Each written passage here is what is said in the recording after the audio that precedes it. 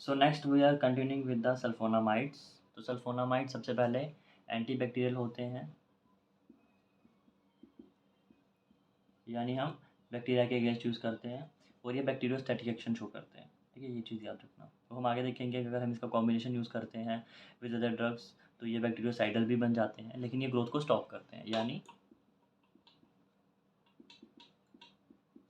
Inhibits और stops growth of bacteria, किल नहीं करेंगे। ठीक है, अब सल्फोनामाइड्स के बारे में ये कहता है, सल्फोनामाइड जो होते हैं वो पावा के एनालॉग होते हैं।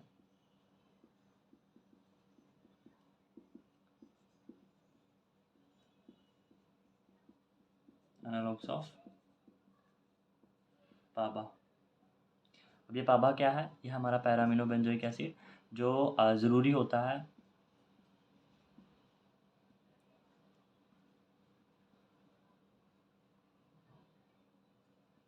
पैरामिनो बेंजोइक एसिड।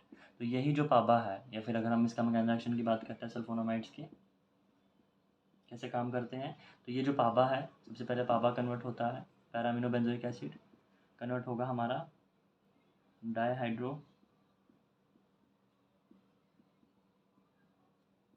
पिटोरिक एसिड में, देन वो कन्वर्ट होगा डाईहाइड्रोफोलिक एसिड में,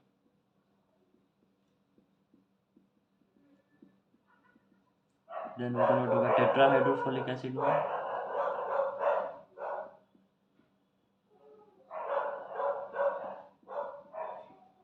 यानी अब ये टेट्राहाइड्रोफोलिक एसिड जो है वो एक्टिव है, यानी इसी से ही हमारा आरएनए डीएनए बनने वाला है। तो ये टेट्राहाइड्रोफोलिक एसिड हमारा डीएनए आरएनए सिंथेसिस में हेल्प करेगा,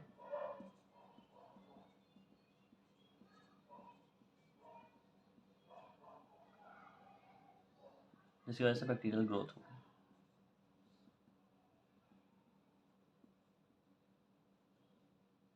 अब यहाँ पे देखना हो क्या रहा है, जो सल्फोनामाइड्स है ना, they are the analogues of PABA. तो ये पाबा की जगह पे यहाँ पर आके जुड़ जाएंगे, तो ये जो स्टेप है पूरा होगा ही नहीं, डायहाइड्रोपिटोरिक एसिड बनेगा नहीं, फोलिक एसिड बनेगा नहीं, टेट्राहाइड्रोफोलिक एसिड बनेगा नहीं, यानी डीएनए आरएनए सिंथेसिस नहीं होगी।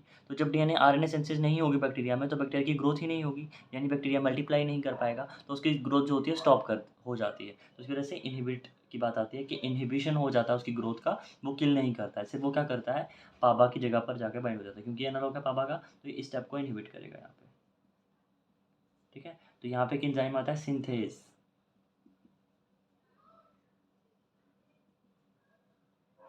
ठीक है, यहाँ पे हम लिख देते हैं फोलेट सिंथेज, क्योंकि अब फोलिक एसिड यहीं से बन रहा है।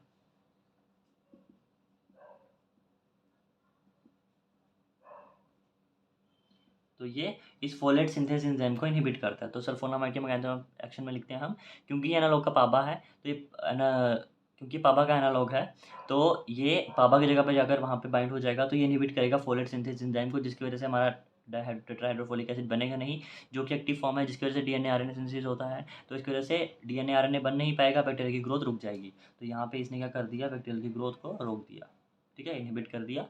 बट यहाँ पर ये हमारा बैक्टीरियोस्टैटिक एक्शन ही शो करता है, ये चीज़ याद रखना। तो मैं यहाँ पे वापस लिख रहा हूँ बैक्टीरियोस्टैटिक एक्शन। ठीक है, अब देखते हैं इनका एस यानी कैसा स्ट्रक्चर होना चाहिए सल्फोनामाइड्स का। ऑफ कोर्स पावर जैसा ही होगा। तो इसमें जो स्ट्रक्चर है उसमें क्या क्या चेंजेस करेंगे तो कैसी कैसी उसकी एक्टिविटी आएगी, that is structure activity relationship. ठीक है, तो यहाँ पे देखते हैं सल्फोनामाइड का S that is structure activity relationship.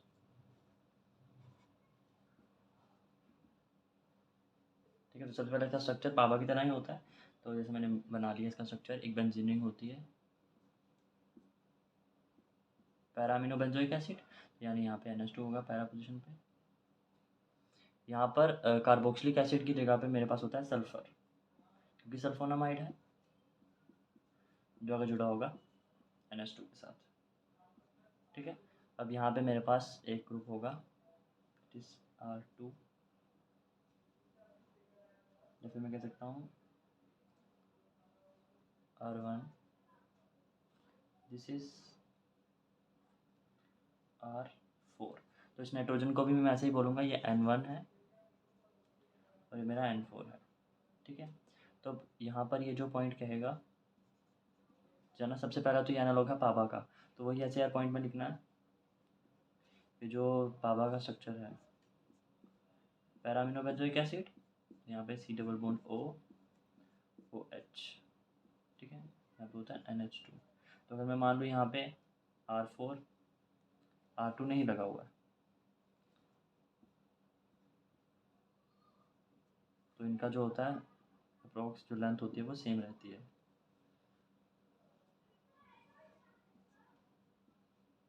ठीक है। तो ये एनालॉग है, ठीक है। तो ये हमारे पास पाबा और ये मेरे पास सल्फोनामाइड, ठीक है। ये जो स्ट्रक्चर है NH2 दोनों जगह पे, ये हमारा सल्फानिलामाइड का स्ट्रक्चर है। बिल्कुल सिंपलेस्ट हमारा सल्फोनामाइड है, जिसमें कोई भी सब्स्टिट्यूशन नहीं है, सल्फानिलअमाइड, यानी अनिलीन और अमाइड, यहाँ पे SO2 NH2, ठीक है, ठीक है। तो यहाँ पे मैंने माना यहाँ पे मेरा R1 ग्रुप है, यहाँ पे मेरा R2 ग्रुप है, ठीक है। अब यहाँ पे ये कहता है सबसे पहली बात, जो ये वाला ग्रुप है ये तो मैक्सिमम टाइम अनसब्स्टिट्यूटेड ही रहता है, यानी जो N4 पे ग्रुप होगा वो अनसब्स्टिट्यूटेड ही रहता है मैक्सिमम, और जो N1 पे है वो हमारा सब्स्टिट्यूट होता है बाय हेट्रोसाइकल्स।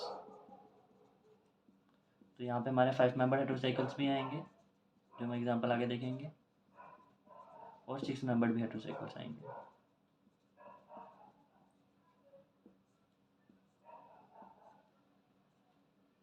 ठीक है। तो हेट्रोसाइकल्स यहाँ पे सब्स्टिट्यूशन होता है, दैट इज एट N1,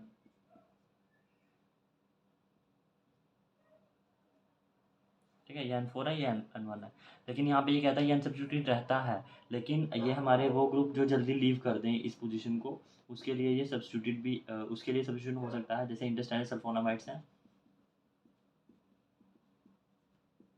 तो वहाँ पे यहाँ पे एक सब्स्टिट्यूशन होता है, सक्सेनिल का होता है या फिर थाइलिल का होता है, वो हम आगे देखेंगे। तो एक पॉइंट यहाँ पे लिख देना कि ये अनसब्स्टिट्यूटेड रहता है, लेकिन अगर वो ग्रुप लेफ्ट कर देगा बाद में, मतलब जब हम बॉडी में इंड्यूस करेंगे, तो वो ग्रुप अगर यहाँ से छूट जाता है, जैसे एक्सेप्शन है इंटेस्टाइनल सल्फोनामाइड्स, तो उसमें वो ग्रुप सब्स्टिट्यूटेड होता है, ठीक है। और जो यहाँ पे हेट्रोसाइकल्स की बात रही, तो यहाँ पे ऑक्साजोल रिंग आ जाएगी, पाइपेराजीन आ जाएगी, पाइपेराडीन आ जाएगी, ठीक है। तो वैसे वैसे रिंग्स आती हैं जो एक्टिविटीज़ की बढ़ाती हैं। तो ये जो हेट्रोसाइकल्स का अगर सब्स्टिट्यूशन होता है तो यहाँ पे एक्टिविटी बढ़ती है, पर ज़रूरी नहीं सिर्फ हेट्रोसाइकल्स आएगा, जैसे हमारा यहाँ पर असाइल ग्रुप का भी आता है, ठीक है। असीटामाइड, जब इसको हम सल्फासीटामाइड बनाएंगे तो यहाँ पे हमारे असाइल ग्रुप का सब्स्टिट्यूशन भी हो सकता है, ठीक है।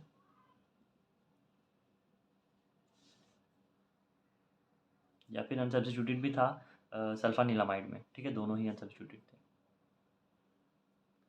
ठीक है। उसके बाद ये कहता है कि इस रिंग की जगह पे कोई भी सब्स्टिट्यूशन नहीं होना चाहिए, मतलब दो ही सब्स्टिट्यूशन होने चाहिए, आगे पीछे कोई सब्स्टिट्यूशन नहीं होना चाहिए। ये सल्फोनिल ग्रुप भी एसेंशियल है फॉर एक्टिविटी, ये NH2 ग्रुप भी एसेंशियल है फॉर एक्टिविटी, और ये NH2 मतलब ये एनिलीन होना ही चाहिए, दैट इज पूरा एनिलीन है, नो अदर सब्स्टिट्यूशंस, बाकी रिंग एसेंशियल है।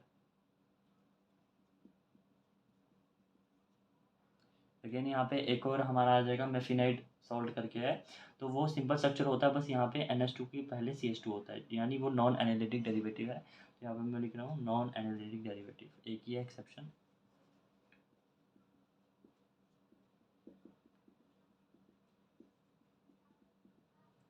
तो एक्सेप्शन का तो स्ट्रक्चर बनाना ही बनाना है, बाकी का भी बनाना है, ठीक है। नॉन एनालिटिक डेरिवेटिव का स्ट्रक्चर कैसा है, इस तरीके से, यहाँ पे सल्फर डबल बॉन्ड O फिर NH2, यहाँ पे CH2 पहले है फिर NH2 है, ठीक है। तो ये बेंजाइल है देन NH2,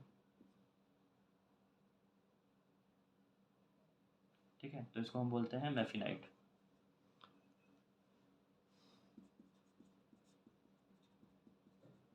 ठीक है। बाकी आगे स्ट्रक्चर देखेंगे और एसएआर में स्ट्रक्चर के साथ साथ लिखना है। जैसे यहाँ पे अगर एसाइल ग्रुप का सब्स्टिट्यूशन हुआ तो सल्फा सीटामाइड बनाएगा उसका स्ट्रक्चर। अब मैं स्ट्रक्चर बाद में इसलिए लिख रहा हूँ ताकि ईजी हो जाए याद करने में, ठीक है। फिर हमने हेटेरोसाइकल्स का ये, अगर हम 5 मेंबर हेटेरोसाइकल्स बनाएंगे तो ये होगा, इसकी एक्टिविटी ज़्यादा हो जाएगी। 6 मेंबर हेटेरोसाइकल यहाँ पे लगाएंगे तो उसकी एक्टिविटी ज़्यादा हो जाएगी। नीचे एग्जांपल देनी है, ये स्ट्रक्चर है और ये इसका हुआ है, तभी एसएआर में मार्क्स मिलते हैं, ठीक है। अब इसके स्ट्रक्चर देख लेते हैं। तो सबसे पहला सिंपल स्ट्रक्चर बना देते हैं हम।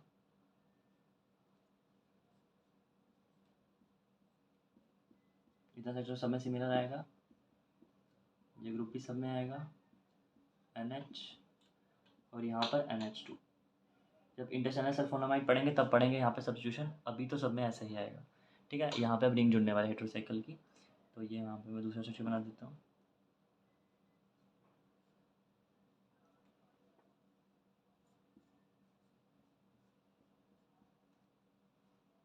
यहाँ पे भी SO2 NH, देन आगे एक रिंग जुड़ जाएगी, ठीक है। सेम यहाँ पर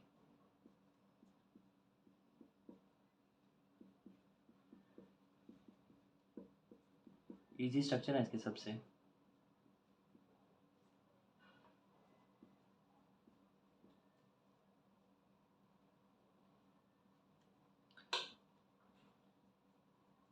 चौथा भी मैं यहाँ बना रहा हूँ। अब ये मैं 5 मेंबर हेटेरोसाइकल वाले बना रहा हूँ,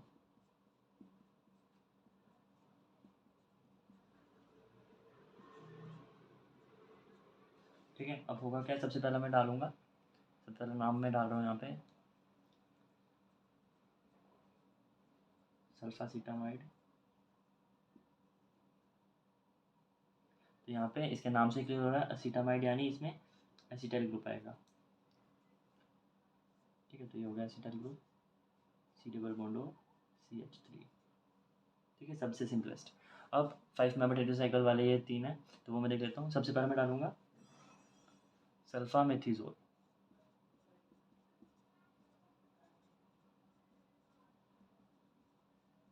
नाम याद कर दिया, स्ट्रक्चर खुद याद हो जाएगा। सल्फा मेथिजोल मतलब मेथी, मिथाइल ग्रुप, थाया सल्फर ग्रुप, अजोल मतलब हमारा नाइट्रोजन, ठीक है। तो यहाँ पे जो हमारा जुड़ने वाला है वो उसमें सल्फर भी होगा, नाइट्रोजन भी होगा। तो यानी मैंने ऐसे बना दिया, यहाँ पे सल्फर और यहाँ पे 2 नाइट्रोजन होते हैं, याद रखना, ठीक है। और ये हेटेरोसाइक्लिक होगा और मस्ट बी एरोमेटिक, ये भी लिख देना, heterocycle must be aromatic. Then last में इसमें एक और ग्रुप जुड़ा होगा CH3, जो कि मेथी से है ना, तो इसलिए यहाँ पे CH3 ग्रुप जुड़ा होगा, ठीक है। तो यहाँ पे मैं लिख देता हूँ मस्ट बी एरोमेटिक होना चाहिए। तो ये जो हमारा है सबसे पहला, तो ये हमारा 5 मेंबर हेटेरोसाइक्लिक वाले हैं।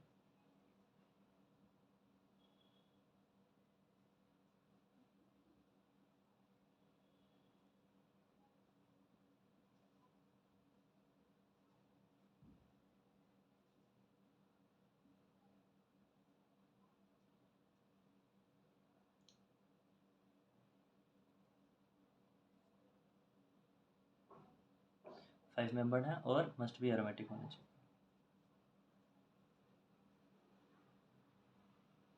ठीक है। इसके नाम से पता चलेगा सल्फा मेथी मिथायाजोल मिथाइल थाया अजोल। थर्ड वाला मैं लिख रहा हूँ यहाँ पे सल्फी आइसो ऑक्साजोल, यानी ऑक्साजोल तो है लेकिन आइसो, आइसो मतलब दोनों की पोजीशन साथ साथ होनी चाहिए। तो यानी अगर मैं यहाँ पे जोड़ रहा हूँ ऑक्सीजन, तो इसके बगल में ही नाइट्रोजन होगा, तभी वो आइसो ऑक्सीजोल बनेगा, ठीक है। वो जिस तरीके से, और रिंग एरोमेटिक तो होगी ही,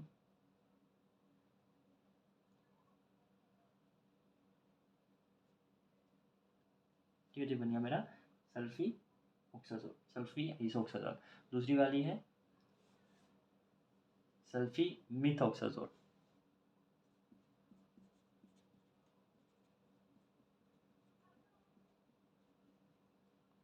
सल्फा मिथऑक्साजोल, सल्फा मिथायाजोल, सल्फा मिथऑक्साजोल। तो यहाँ पे मिथाइल ग्रुप भी आएगा, ये मिथ है, ठीक है, थाया नहीं है यहाँ पे। मिथ ऑक्साजोल यानी ऑक्स और एस, ऑक्सीजन और नाइट्रोजन आएगा, यहाँ पे सल्फर नहीं आएगा, मेथा है वो, मिथाया नहीं है, ठीक है।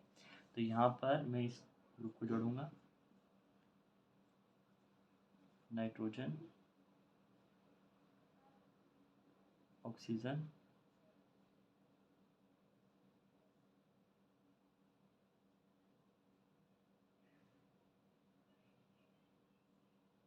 और यहाँ पे CH3 5 मेंबर हेटेरोसाइकिल प्लस यहाँ पे मिथॉक्सोजोल के बारे में एक बात है कि ये जो है वो इंटरमीडिएट एक्टिंग है।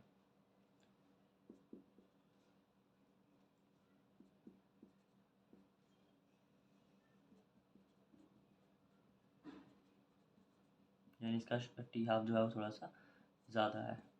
बाकी जो हमने पढ़े तीनों हमारे शॉर्ट एक्टिंग थे।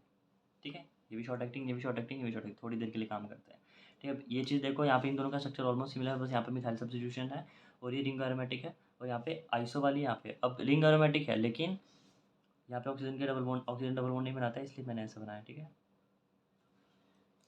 नाइट्रोजन है ना, नाइट्रोजन डबल बॉन्ड बनाएगा, ऑक्सीजन डबल बॉन्ड नहीं बनाएगा। तो इसके सेकंड कार्बन पे ही CH3 होता है, इसलिए 1 2 3 1 2 3 4 5 फिफ्थ कार्बन पे होता है मिथाइल, इसलिए इस तरीके से था। ठीक है, अब जो यहाँ पे मिथाइल सब्स्टिट्यूशन है इसने इसकी एक्टिविटी थोड़ी सी बढ़ा दी। ठीक है, और ऑक्साजोल था, इसकी वजह से इसकी एक्टिविटी बढ़ गई, that is intermediate acting. Okay, तो ये ग्रुप जो भी है हमारे सिलेबस में है, ठीक है, चारों के चारों 5 मेंबर्ड और ये वाला सल्फासिटामाइड और एक पिछला था सल्फानिलामाइड। तो ये सब हमें बनाने हैं SAR में कि 5 मेंबर्ड हाइड्रोसाइक्लिक का जब हम सब्स्टिट्यूशन करवाते हैं तो ये स्ट्रक्चर हमें मिलते हैं। 3 नहीं तो कम से कम 2 याद रखो, एक मिथाइलाजोल और मिथॉक्साजोल बना दो। ठीक है, अब नेक्स्ट करते हैं, 5 मेंबर्ड हो गया, अब 6 मेंबर्ड वाले। तो जो नेक्स्ट स्ट्रक्चर है मेरे पास सल्फामिथायाजीन, तीनों स्ट्रक्चर लाइन में बनाता हूँ। सबसे पहले तो ये आ जाएगा हमारे पास,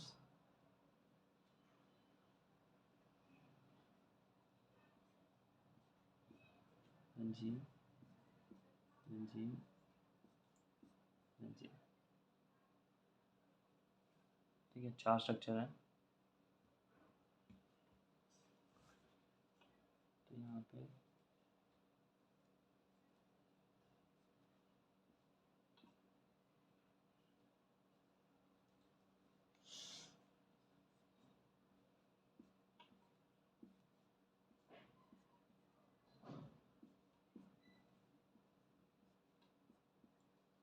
ठीक है, सबसे पहले तो सब पे NH2 ग्रुप जुड़ा हुआ है यहाँ पे।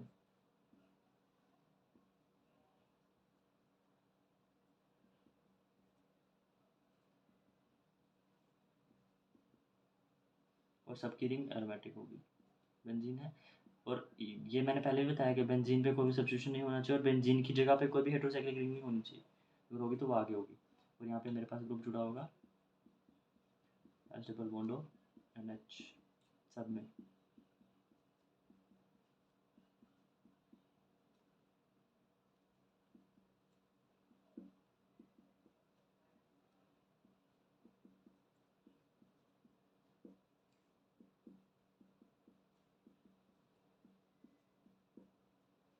ठीक है, सबसे पहला तो मेरा स्ट्रक्चर है सल्फा पैरिडीन। तो सल्फा पैरिडीन से पता चल रहा है यहाँ पे पैरिडीन रिंग आ जाएगी, तो यानी यहाँ पे मेरा जुड़ गया इस तरीके से हेटेरोसाइकिल, तो मेरा हो गया सल्फा पैरिडीन। दूसरा मेरा स्ट्रक्चर है सल्फा मिथायाजीन।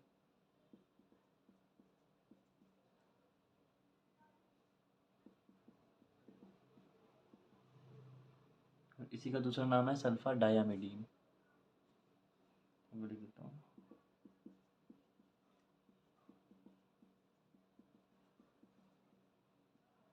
तो अब इन तीनों में ना तीनों रिंग सिमिलर आएगी। सिमिलर कौन सी, हमारे पास पैराजीन। ठीक है, तो यहाँ पे जो मेरे पास रिंग आने वाली है N N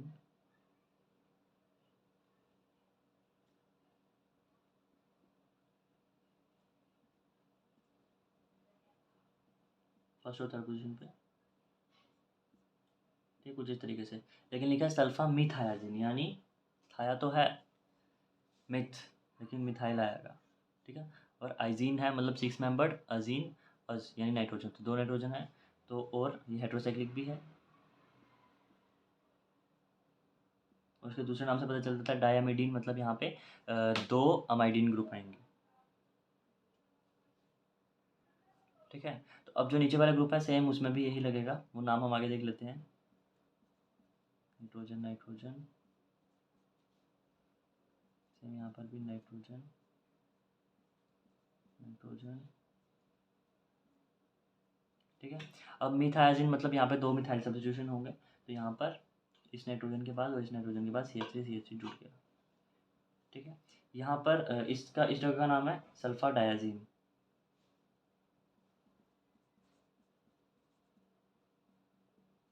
तो डायज है, लेकिन यहाँ पे कोई भी मिथाइल ग्रुप सब्स्टिट्यूटेड नहीं है। लास्ट वाला है जो एक्स्ट्रा है, जो मैंने एक्स्ट्रा लिखा है, तो यहाँ पर यह आएगा सल्फा मिराजीन। और बताता हूँ मैंने एक्स्ट्रा क्यों लिखा है। तो यहाँ पर एक सब्स्टिट्यूशन होता है बिल्कुल यहाँ पे CH3, बाकी रिंग तीनों की एरोमेटिक होती है, ठीक है।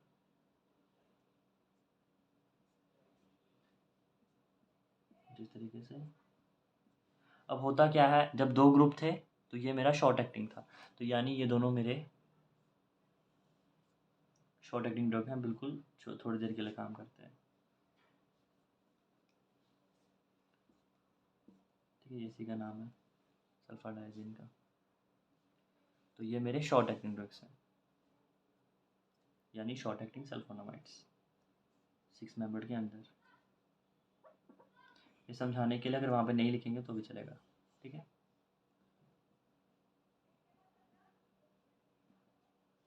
ये सल्फा डायजीन मेरा इंटरमीडिएट एक्टिंग है और ये मेरा सल्फा मैराजीन लॉन्ग एक्टिंग है।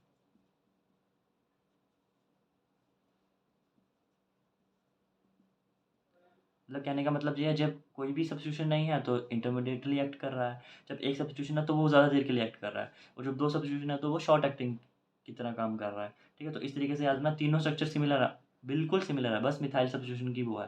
तो यहाँ पर अगर मिथाइल सब्स्टिट्यूशन ऑप्टिमल होने चाहिए, मतलब जितने चाहिए, ठीक है। अगर एक मैंने ज़्यादा कर दिया तो वो शॉर्ट एक्टिंग में चला गया, अगर एक भी नहीं है तो वो इंटरमीडिएट एक्टिंग में, ठीक है। तो इसलिए मैंने ये कंसेप्ट समझाने के लिए ये स्ट्रक्चर रखा था। ये वाला स्ट्रक्चर एक्स्ट्रा है, यहाँ पर लिख दे रहा हूँ मैं, सल्फामिलाजीन, ठीक है। सिलेबस में नहीं है बाकी, लेकिन ये सिलेबस में है, ठीक है।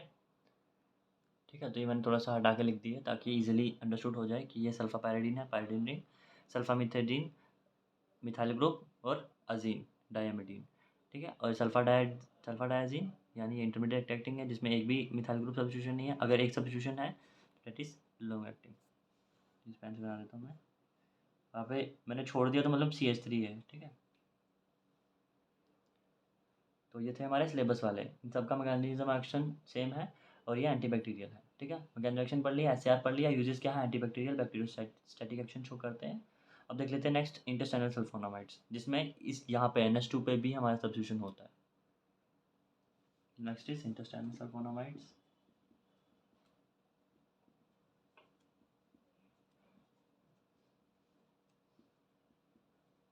इसमें भी सेम ही स्ट्रक्चर होगा, बस थाइलिल सब्स्टिट्यूशन होगा या फिर सक्सिनिल सब्स्टिट्यूशन होगा, ठीक है। सबसे पहले तो मैं यही बना दूंगा,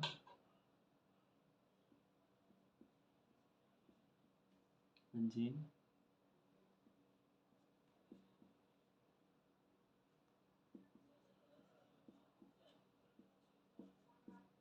अब जो सक्सिनिल होता है दैट इज NH है, इस पोजीशन पे NH है।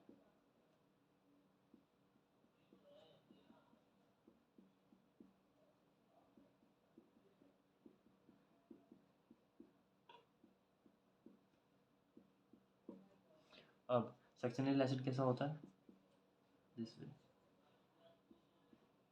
COOH COOH, तो वो यहाँ पे जोड़ देंगे, यहाँ से वाटर लॉस हुआ तो यहाँ पे आ गया मेरा, जो यहाँ पे कार्बन अटैच होगा,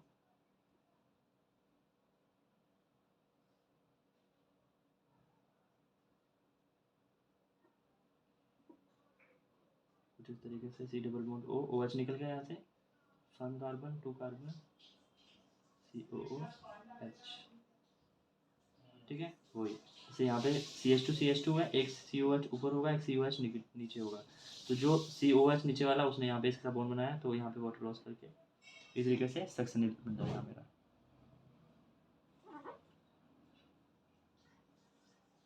तो मेरा थाइलिन सब्स्टिट्यूशन है, तो थाइलिन सब्स्टिट्यूशन में क्या होगा, simple, we have NH here, NH,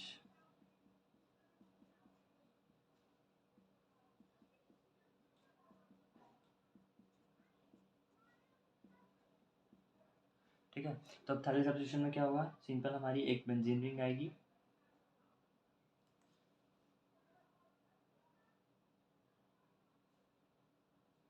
जो कनेक्ट होगी अगेन CH3 डबल बॉन्ड से, यानी ये भी बिल्कुल ऐसा ही होता है कुछ इस तरीके से COH, बस ये जो इसके 2 कार्बन है ये नीचे पीछे बेंजीन रिंग बना देते हैं। ओके, तो कुछ इस तरीके से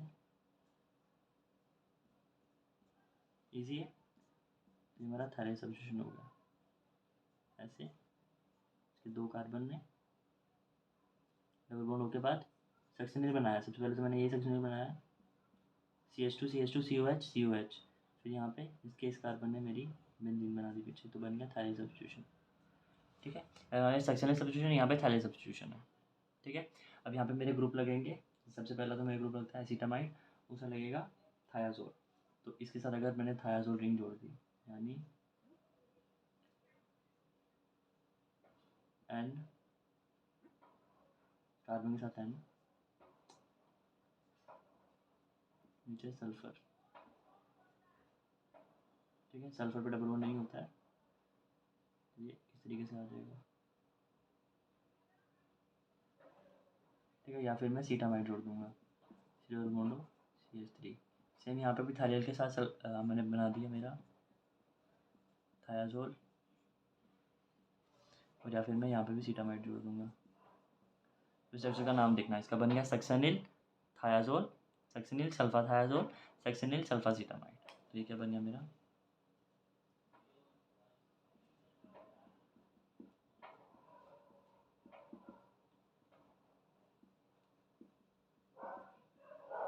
तो 2 नंबर में पूछ सकता है कि इंटरसेलर सल्फोनामाइड्स के बारे में बताओ। सबसे पहला मैकेनिकल रिएक्शन सेम रहेगा, ये इसके 4 स्ट्रक्चर्स हैं, इसमें यहाँ पे NH2 पे भी सब्स्टिट्यूशन होता है, दे आर और इसके यूजेस कि ये इंटेस्टाइनल इन्फेक्शंस के लिए यूज़ करते हैं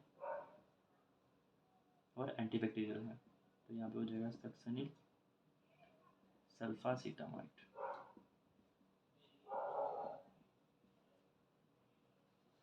यहाँ पे आ जाएगा थैलिल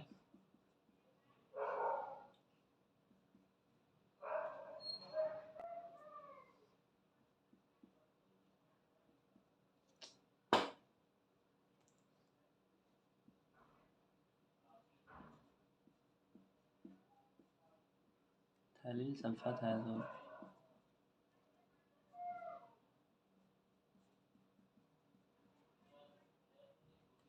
और यहाँ पे हो जाएगा थैलिल सल्फासीटामाइड। इस बेंजीन रिंग, ये बेंजीन रिंग में एरोमेटिसिटी होनी चाहिए। ठीक है, डबल बॉन्ड गायब मत कर देना, ना ही हेट्रोसाइकिल से कभी डबल बॉन्ड गायब करना। ओके,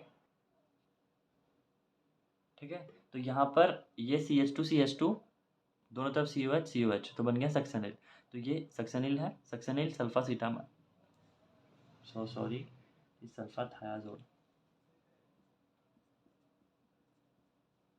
क्योंकि यहाँ पे थायाजोल रिंग है, सल्फासीटामाइड यानी यहाँ पे एसिटल, यहाँ पे थैलिल सल्फाथायाजोल यानी यहाँ पे थैलिल, यानी यही CH2 दोनों तरफ COH था, लेकिन यहाँ से वाटर लॉस हुआ इसलिए इसने बॉन्ड बना दिया इसके साथ, और यहाँ पे इन दोनों कार्बन ने बेंजीन बना दी, तो बन गया थैलिल सल्फाथायाजोल। अब ये कंसेप्ट क्लियर करने के लिए मैंने 4 स्ट्रक्चर बनाया, यहाँ पे जो हमारे सिलेबस में है, तो इसमें से हमारे 3 ही है हमारे सिलेबस में, एक शायद सक्सेनिल में से कोई नहीं है, बट कंसेप्ट क्लियर हो तो बन जाता है। ठीक है, सल्फासीटामाइड नहीं होगा, तो सक्सेनिल सल्फासीटा थायाजोल तो है, तो थायाजोल रिंग बना दी और सक्सेनिल बना दिया थैलिल। ठीक है, एक इंटेस्टाइनल सल्फोनामाइड हो रहा है, तो जो लास्ट है sulfone intestinal sulfonamide, that is सल्फाग्वानिडीन।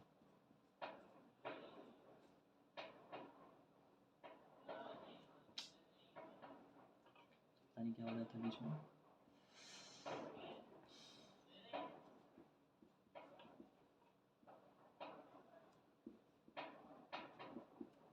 Sulpha guanidine, same वही स्ट्रक्चर बनेगा, सिर्फ यहाँ पे ग्वानिडीन आ जाएगा, तो यानी यहाँ पे मेरा बेंजीन, बेंजीन के बगल में सल्फर, देन NH, देन ये जो CH होगा इसके ऊपर 2 NH2 ग्रुप आएंगे, तो एक तो होगा इससे कनेक्टेड डबल बॉन्ड से और एक इससे कनेक्टेड होगा सिंपल। अब नाइट्रोजन की वैलेंसी होती है 3, तो NH2 एक double bond, NH 2 double bond. ठीक है, इस तरीके से, और यहाँ पे हो जाएगा NH2, that is structure of sulfa guanidine. Last part है sulfonamides for burn therapy.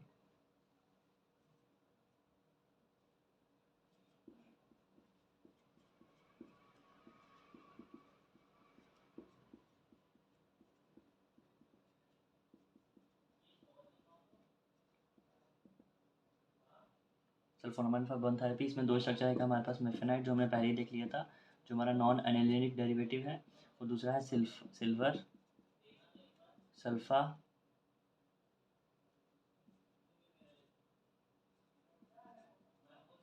Sulpha डायजीन।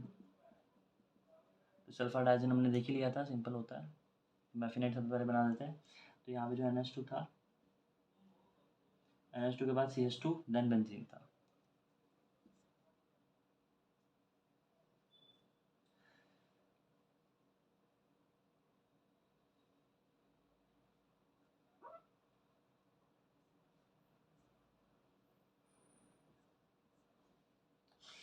क्या हो रहा है ये?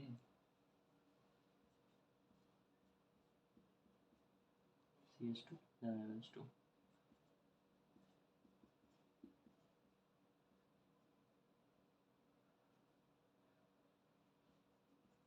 ठीक है, सिंपलेस्ट था, बस यहाँ पे CH2 NH2 था, यानी ये नॉन एनालिटिक डेरिवेटिव है। तो मैं यहाँ पे ये बना देता हूँ। ठीक है, तो ये नॉन एनालिटिक है।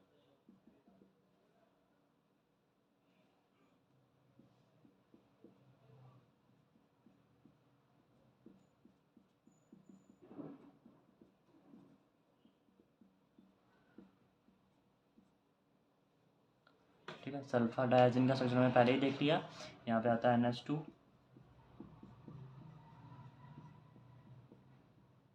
यहाँ पे डबल बॉन्ड O NH, जो आगे जुड़ा होगा हमारा रिंग के साथ, दैट इज जिस तरीके से नाइट्रोजन,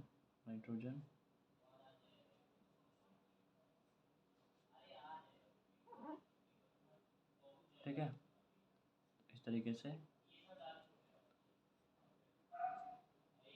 अब यहाँ पे रिंग जो है वो एरोमेटिक है, और सल्फा डायजीन मतलब यहाँ पे दो होगा, लेकिन यहाँ पर कोई भी मिथाइल ग्रुप सब्स्टिट्यूशन नहीं होगा, इसलिए इंटरमीडिएट रिंग होता है। बस यहाँ पे सिल्वर है तो यहाँ पे Ag+ आ जाएगा, मतलब यहाँ से S+ रिमूव हो गया और ये नाइट्रोजन नेगेटिव चार्ज ले लिया और यहाँ पे Ag आ जाता है। ठीक है, ठीक है। तो ये दोनों जो है वो सल्फोनामाइड्स हमारे बर्न थेरेपी के लिए यूज़ होते हैं। एक स्ट्रक्चर और आता है सल्फा सालाजिन का।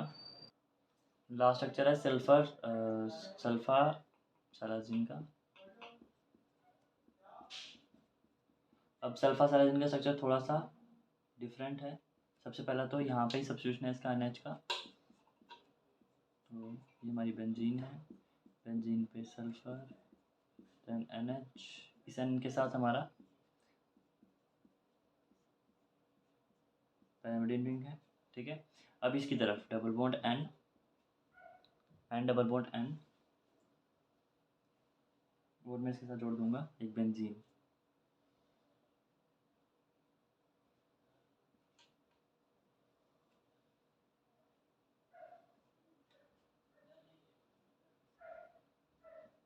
ठीक है, और इसके बेंजीन के बिल्कुल टर्मिनल पोजीशन पे OH होगा,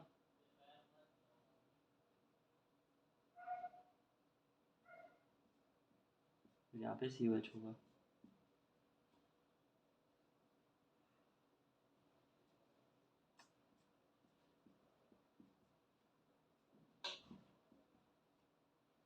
यानी ये मेरा OH, ये मेरा COH, सल्फिलिक एसिड, ये मेरा NH, ये है सल्फा सालाजिन का स्ट्रक्चर। ठीक है, उसके बाद लास्ट कंसेप्ट है ट्रिपल सल्फोन्स का।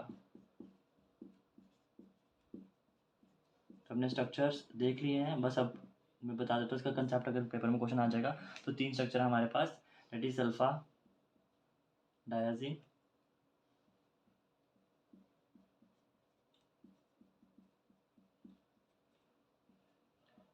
Sulpha मेथाइजिन,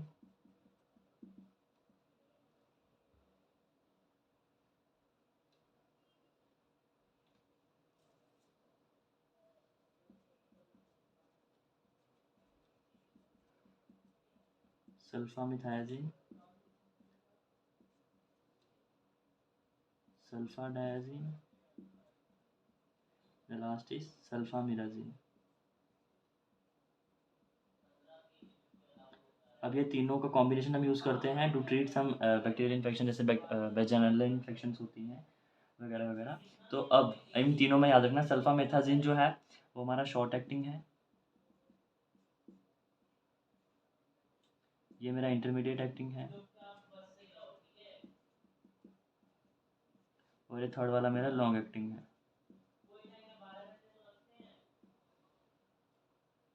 short acting, intermediate acting and long acting. तो अब ये तीनों को कॉम्बिनेशन में यूज़ करता हूँ ट्रिपल सल्फोन्स में to treat some vaginal infections वगैरह वगैरह वो सब। तो इसका मैं क्या यूज़ करता हूँ एज एंटीबैक्टीरियल,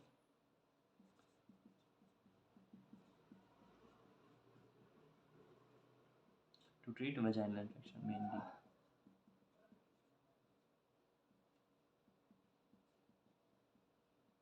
ये ओरल इन्फेक्शन हो गए, जैसे यूटीआई, यूटीआई में ही हमारी वेजाइनल इन्फेक्शन आएंगी।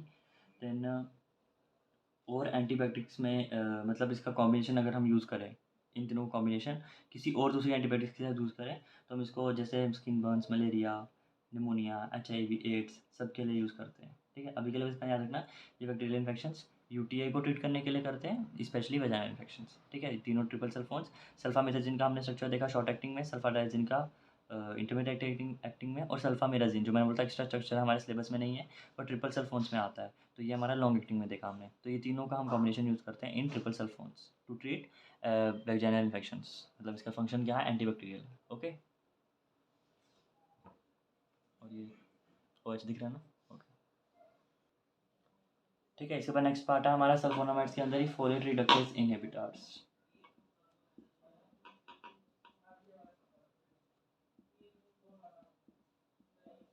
जिसमें हम मेनली यूज़ करते हैं कोट्रीमोक्साजोल, जो ट्राइमेथोप्रिन, इसमें दो स्ट्रक्चर दिए हैं, कोट्री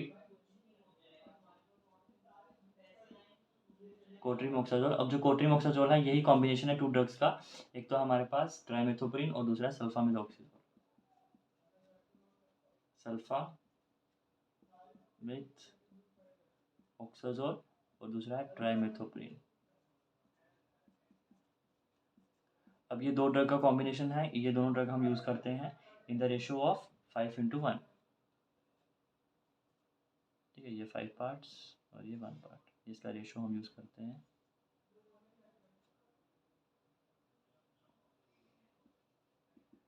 तो वो अगर कोट्रीमोक्साजोल पे पूछता है तो सबसे पहला ये हमारा सल्फा मिथोक्साजोल और ट्राइमेथोप्रिन को कॉम्बिनेशन है, ये 5:1 की रेशो में यूज़ होता है। Both have the same T half,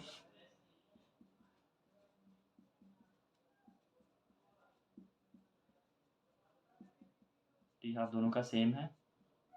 T half यानी आधा ड्रग जब हमारा मेटाबोलाइज हो जाता है, देन कितना है 10 आवर्स दोनों का। तो जब इसका हम कॉम्बिनेशन यूज़ करते हैं, ये हमें सुपरा एडिक्टिव इफेक्ट देता है।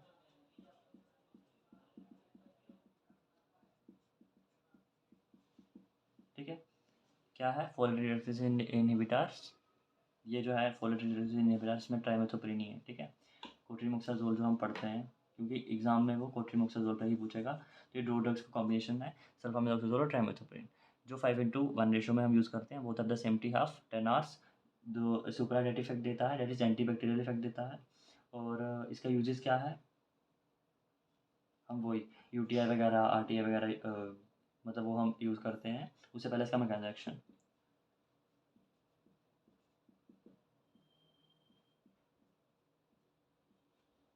तो मैकेनिज्म एक्शन में हमारे पास आ जाएगा यही हमारा पाबा। पाबा कन्वर्ट होता है डाइहाइड्रोफोलिक एसिड में,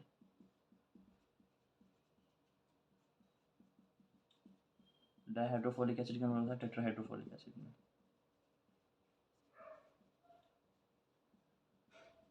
और वो आगे हमारा सेम ही प्रोसेस है, DNA RNA बनाना।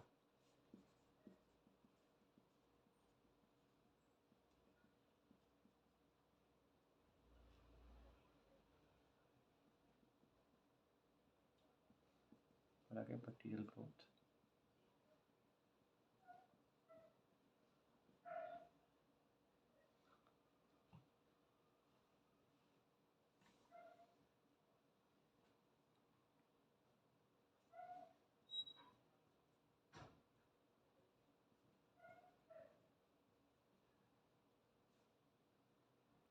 अब यहाँ पे क्या करता है, फोलेट रिडक्टेज इनहिबिटर पढ़ रहे हैं, तो ट्राइमेथोप्रिन जो है वो हमारा डायहाइड्रोफोलिक एसिड को ट्राइहाइड्रोफोलिक एसिड में कन्वर्ट नहीं होने देता है। ठीक है, तो यहाँ पे मेरा काम कर रहा है ट्राइमेथोप्रिन। और वो तो हमने देखा था सल्फामिथोक्साजोल कहाँ पे काम करता है, वो तो इसको इनहिबिट करता है।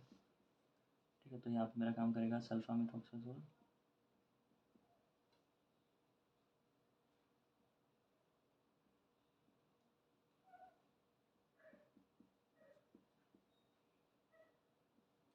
और दूसरा मेरा यहाँ पे है ट्राइमेथोप्रिन।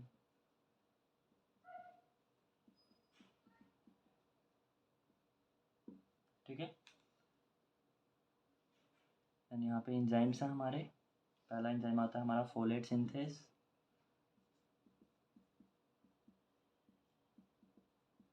क्योंकि फोलिक एसिड को बना रहा है, और ये इसको डायहाइड्रो से टेट्राहाइड्रो कर रहा है, मतलब इसको रिड्यूस कर रहा है, तो जगह फोलेट रिडक्टेज, डायहाइड्रोफोलेट रिडक्टेज।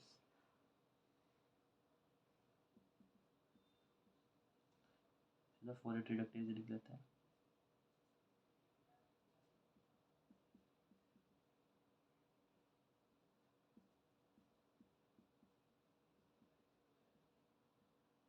ठीक है, मतलब गलती से अगर ये स्टेप हो गया, यहाँ तक पहुँच गया, तो आगे ये नहीं होने देगा। ठीक है, ट्राइमेथोप्रिन, और ये बैक्टीरियल ग्रोथ को कम हो जाएगी। ठीक है, जिसकी वजह से ये बैक्टीरियोस्टैटिक एक्शन शो करता है, बट इन हाई कंसनट्रेशन ये बैक्टीरियोस्टैटिक एक्शन भी शो करता है। तो यहाँ पे मैं लिख रहा हूँ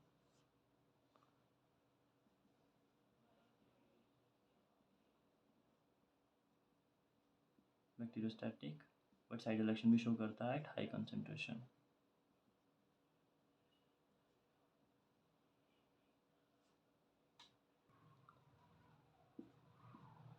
सल्फामिथोक्साजोल का हमने स्ट्रक्चर देख लिया है, तो हम फोलेट रिडक्टेज इनहिबिटर में पढ़ेंगे ट्राइमेथोप्रिन का स्ट्रक्चर, और इसकी सिंथेसिस भी हमारे सिलेबस में।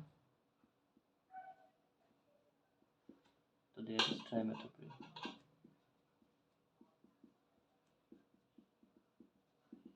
स्ट्रक्चर कैसा, ट्राइमेथोप्रिन मतलब पता ही चल रहा है 3 मिथाइल ग्रुप और प्रिन, प्रिन मतलब पैराडीन।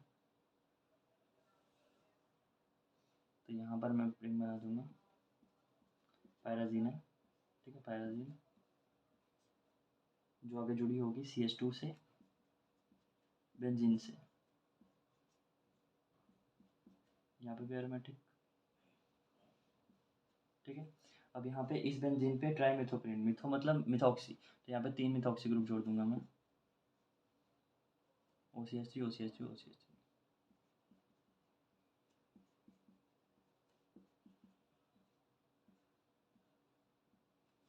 और इस तरफ मेरा NH2 ग्रुप जुड़ जाएगा बिल्कुल इसके सेंटर में।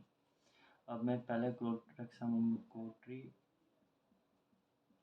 मोक्साजोल पढ़ा हमने, तो कोट्री मोक्साजोल अगर आता है तो ट्राइमेथोप्रिन और सल्फा मिथायाजिल मिथोक्साजोल, उन दोनों का स्ट्रक्चर भी बना देना। ठीक है, अब कोट्री मोक्साजोल का यूजेस देख लेते हैं, तो यूज़ कहाँ पे करते हैं हम।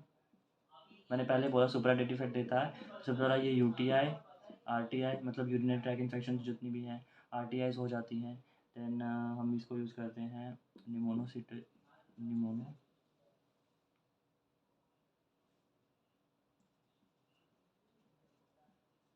निमोनिया की वजह से जो इन्फ्लेमेशन हो जाती है, निमोनियासाइटोसिस। देन कुछ थायराइड की इन्फेक्शंस, थायराइड को भी कंट्रोल करने के लिए यूज़ करते हैं। That is function of cotrimoxazole. ठीक है, various UTIs, RTIs, pneumocystis and thyroid. ठीक है, बाकी मैंने बोल दिया बैक्टीरियोस्टैटिक एक्शन भी शो करता है और बैक्टीरियोसाइडल एक्शन भी शो करता है। बाकी सल्फोनामाइड्स में हमने देखा था वो सिर्फ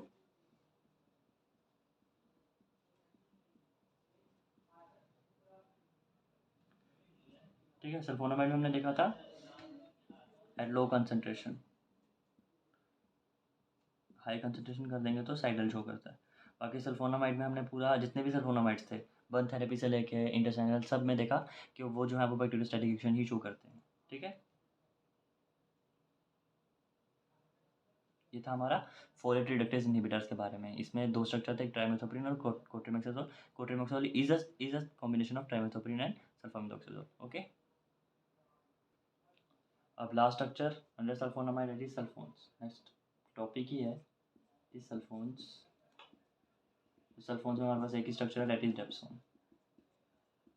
तो मैकेनिकल रिएक्शन इसका सेम है, ठीक है, क्योंकि ये भी एनालॉग है हमारा। सॉरी, ये भी फोलेट रिडक्टेज एंजाइम को इनहिबिट करता है।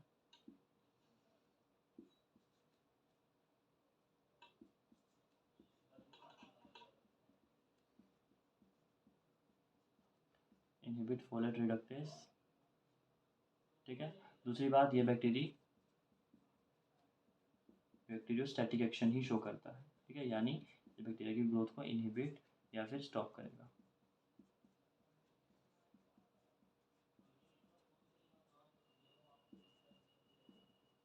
ठीक है, अगर आता है सल्फोन के बारे में, तो सल्फोन में सबसे पहला ये डेप्सोन मैकेनिकल रिएक्शन बिल्कुल सेम लिख देंगे जैसे हमने सल्फोनामाइड्स में पढ़ा था, वही वाला पूरा कि हमारा सबसे पहला पैबा होता है। पैबा हमारा डायहाइड्रोप्टोरिक एसिड में कन्वर्ट होता है, देन डायहाइड्रोफोलिक एसिड में, टेट्राहाइड्रोफोलिक एसिड में जो आरएनए डीएनए बनाएंगे, देन बैक्टीरिया की ग्रोथ होगी, ठीक है। तो ये फोलेट रिडक्टेज एंजाइम को ही इनहिबिट कर देगा, इसकी वजह से बैक्टीरियोस्टैटिक एक्शन शो करता है। इसमें इसका स्ट्रक्चर, तो इसका स्ट्रक्चर थोड़ा सा डिफरेंट है, बीच में सल्फोनिल ग्रुप, इस तरफ दोनों तरफ हमारा बेंजीन है,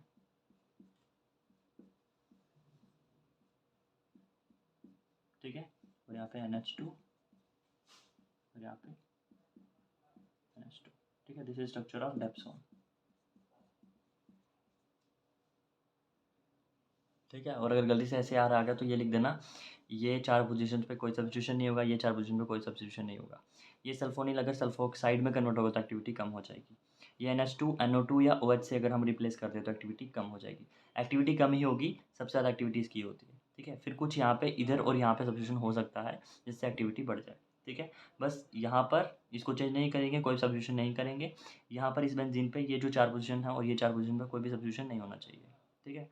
और यहाँ पे NH2 को रिप्लेस नहीं करेंगे। NH2 के साथ सब्स्टिट्यूट कर सकते हैं, मतलब NH2 के बाद कोई सब्स्टिट्यूशन लगा दें तो वो थोड़ा एक्टिविटी बढ़ा सकता है या एक्टिविटी रिटेन हो सकती है। बट अगर इसकी जगह पे मैं NO2 OH डाल दूँ या फिर इस ग्रुप को ही रिमूव कर दूँ तो या तो कंपाउंड ही इनएक्टिव हो जाएगा या फिर वो एक्टिविटी कम शो करेगा, ओके। तो डेट्स ऑल अबाउट सल्फोनामाइड्स और लास्ट में sulfones. Thank you so much.